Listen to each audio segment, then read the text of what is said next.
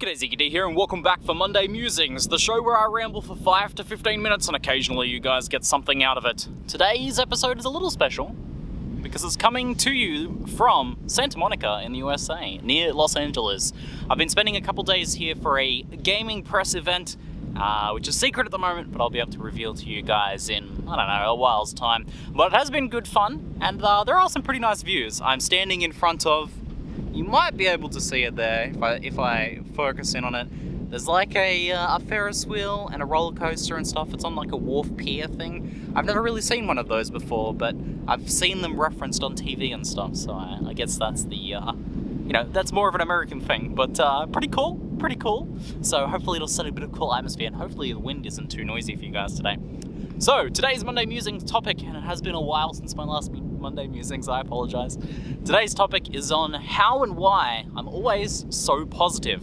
This is a bit of a personality thing for myself that, for some people, really gets on their nerves, that I'm always so positive all the time.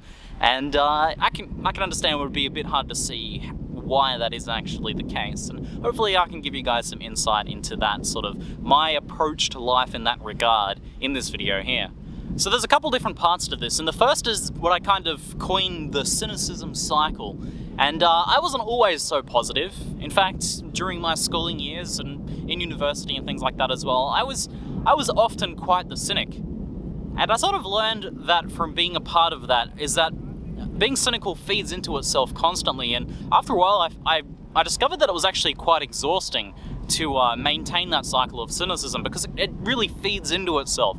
So here's kind of like something I'm sure you guys have all been part of. Maybe you're at college or school or something like that, and you start a new class, and you sit down and you're talking to someone you've never met before, and you usually relate to them in a cynical sort of manner. You're like, this class is going to be terrible, man. This is going to be so boring. And you approach the entire class with that mindset. And of course, when you approach things with that mindset, you're closing off any potential enjoyment that you might have had from it. Now, occasionally you'll be surprised and, your cynicism will be forced away. But a lot of the time, you confirm your initial bias towards the situation or towards whatever you're going to be doing. Now, I'm not sure what initially prompted it, but at some point I kind of reflected on my approach to various things in life and this idea of approaching things as an inherent cynic. And I realized that it was something that was really lessening my enjoyment of a lot of things that, in hindsight, I might have enjoyed quite a bit. Whenever I was going for a trip or starting a new class or going and doing an event or something like that, I'd approach it as a cynic, and before I got there, I'd talk myself down as much as possible and, set myself up for not really enjoying things. And that was often the result of it. And I ended up, as a result, just kind of spending a lot of time not doing things instead because, they were going to be crap anyway. Why would I even bother, right? So that sort of cynicism cycle, I realized, was actually lessening my enjoyment of life as a whole. So I started to work on, firstly, just not being a cynic. It's okay to be critical, and being a critic and being critical of something is very different to being a cynic. A particular area where this often manifested itself was also in social relationships.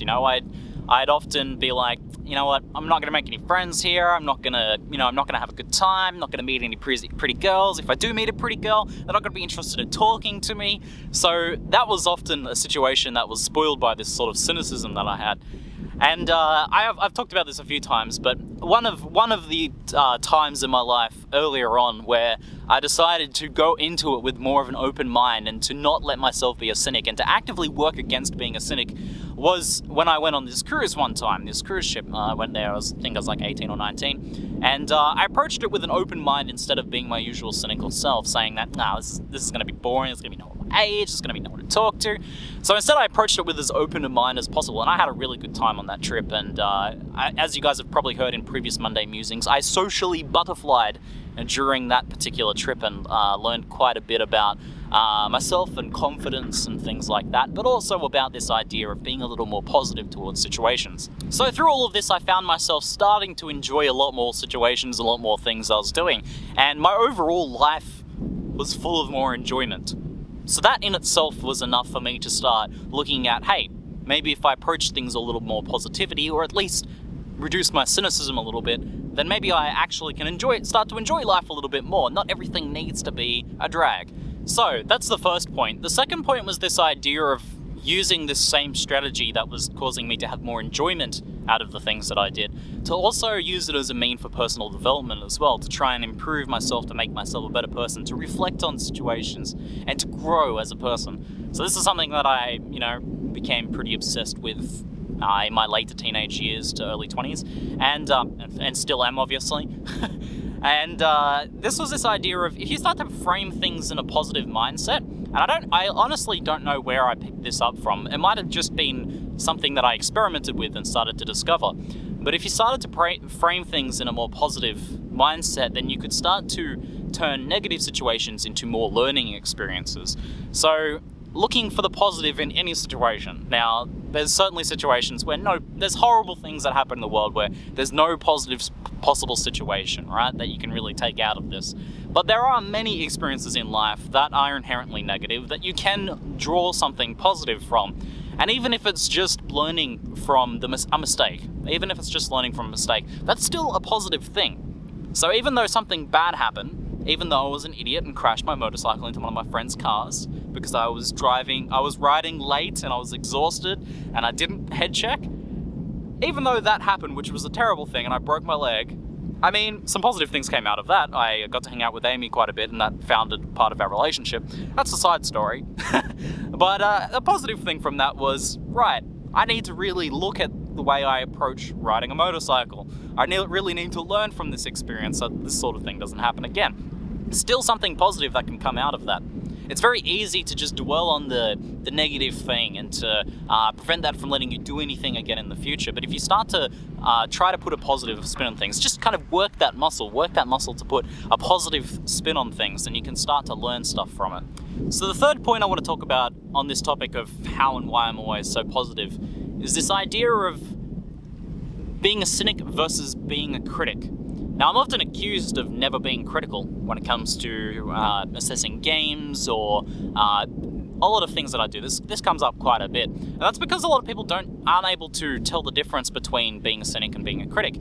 The idea is that if you're going to be critical of something, that you have to be extremely negative towards it. That is being critical. I mean, it's easy to tell someone's being critical of something when they're angry or when they're upset with something or when they are being very negative towards something and using negative words. But you can be extremely critical of something in a positive manner. So, this same idea that I talked about in point 2 of trying to put a positive spin on negative things to try and learn from them, I apply to other things when I'm being critical as well. So even when I'm getting into a situation when there's something I don't like about a video game, I'm still trying to assess the positive out of it, or to try and provide some sort of constructive feedback towards these things. So when it comes to you guys being a critic, or to when you're assessing other people's criticism of things, I would suggest trying to differentiate these two ideas of being a cynic versus being a critic, because I think it is an important distinction to make, and I think it's one that's not made enough. And it is possible to put a positive spin on something while still being very critical, and for me, it makes me enjoy my criticism of things a lot more as well. I actually discovered that many times I would read cynical criticisms of games that I liked, and I would find myself enjoying them less as a result afterwards. I'm sure you guys have had this experience in the past, where you've read a cynical, and really negative sounding review, and then you come out of it not enjoying a game that you actually used to enjoy, or not enjoying an activity that you used to never enjoy. It happens in life all the time, not just for video games. And I also found me having that same experience as well. It's like, hey, if I think about it, I was actually enjoying this game. Now, there's some things that I was being critical of, but because I was putting an extremely negative spin on my criticism of this, I actually stopped enjoying it as a result. So it started tarnishing that. You started focusing on the real negative side of that. So I think it is important to try and put a positive things. Now, there's a time and place for cynicism and extreme negativity, but I think for the most part, it's very possible to move through a lot of the things that we tend to automatically default to being cynical about, to instead being critical of with a positive spin on it. So the long and the short of it is that me being positive all the time was a way to deal with me not enjoying things in life. It was a way to help me enjoy a life a lot more, and as a result, it was also a great way of dealing with depression for me as well. It's much easier to bounce back from a particularly nasty slump when you can start to put a positive spin on negative things that are happening, which can be very, very, very difficult to do when you are suffering from depression. That's Many people have it worse than I do and have a much harder time of doing that, but it is something that you can exercise as a muscle and work on. So it is a way of dealing with things like depression, but it's also just a way to enjoy life more. That's my main reason for being so positive all the time. And it also comes across better to other people too.